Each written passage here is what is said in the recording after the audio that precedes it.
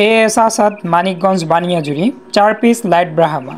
যদিও এখানে আমরা টোটাল 5 পিস বাচ্চা নিছি, কিন্তু এখানে কিন্তু চলে আসছে পিস 4টা। মানে আমাদের ঝুড়িতে 5 পিস বাচ্চা আছে, কিন্তু এখানে লেখা 4টা। আসসালামু আলাইকুম এভরিওয়ান। অবশেষে কিন্তু আমরা ফাইনালি কিছু কলম্বিয়ান লাইট ব্রাহ্মা বেবি নিয়ে নিলাম। যেহেতু অনেক দিনের আমাদের একটা ইচ্ছে ছিল আমাদের র্যাবিট এগ্রোতে লাইট ব্রাহ্মা বা মুরগি প্রজাতির ভিতর অন্যতম বড় জাতের মুরগি কলম্বিয়ান লাইট ব্রাহ্মা কিছু থাকবে।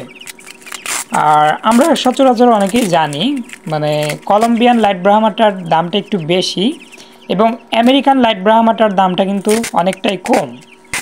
আমরা মূলত 20 থেকে 25 দিনের কলম্বিয়ান লাইট ব্রাহ্মা নিয়ে নিছি, ইন ফিউচারে যেন আমরা এখান থেকে বাচ্চা উৎপাদন করতে পারি। আর আমি কিন্তু যার থেকে বাচ্চাগুলো নিছি তাকে বলে দিয়েছিলাম আপনি কালো ঝুড়িতে বাচ্চাগুলো রেডি করে দেবেন, কেননা আমরা কিন্তু কার্টুনের বাচ্চা নেব না। কার্টুনের বাচ্চা দেখা যায় অনেক সময় গরম লেগে যায় বা অতিরিক্ত জার্নির ফলে বাচ্চাগুলো মারাও যায় বা লং জার্নির ফলে বাচ্চা মারাও যেতে পারে। আর এ ধরনের কালো ঝুড়িতে দিলে বাচ্চা কিন্তু পর্যাপ্ত পরিমাণ আলো বাতাস পায়, এর ফলে কোনো প্রকার বাচ্চা মারা কিন্তু যায় না। এজন্য মূলত আমি কালো ঝুড়িতে বাচ্চাগুলো অর্ডার করছি, পরবর্তীতে কালো ঝুড়িতে বাচ্চাগুলো দিছে। খাঁচায় দেওয়ার পর হচ্ছে বাচ্চাগুলো দেখলাম খাঁচা থেকে বাহিরে বের হয়ে আসতেছে। পরবর্তীতে বাকি বাচ্চাগুলোকে খাঁচার বাহিরেই ছেড়ে দিলাম। যেহেতু বাচ্চাগুলো তুলনামূলক অনেকটাই ছোট আর আমাদের খাঁচার গ্যাপটা হচ্ছে বড় মুরগির, সেজন্য মূলত ইজি কিন্তু ওরা খাঁচা থেকে বের হয়ে যেতে পেরেছে। আর ছাড়ার পরপরই হচ্ছে ওরা খাবার খেতে শুরু করছে।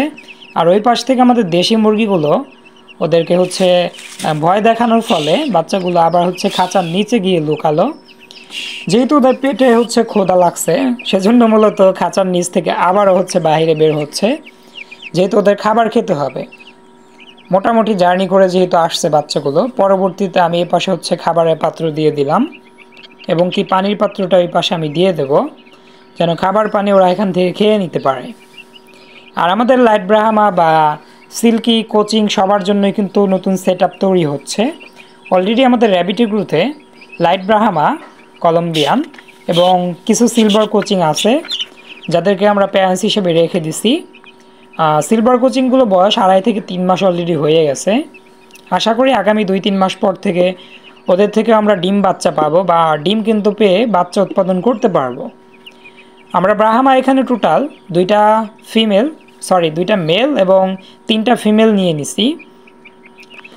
আমরা 2টা মেল নেওয়ার পিছনে অন্যতম কারণ দেখা যায় বাইচান্স যদি একটা মেল অসুস্থ হয়ে যায় আর বাকি একটা দিয়ে কিন্তু আমরা ব্রিডিংয়ের কাজটা কিন্তু চালিয়ে যেতে পারবো, বা একটা যদি মারাও যায় আরেকটা কিন্তু থাকবে। দেখা যায় অনেক সময় আমরা একটা মেল রাখলে সে মেলটা থেকে 20 ডিম নাও পেতে পারি।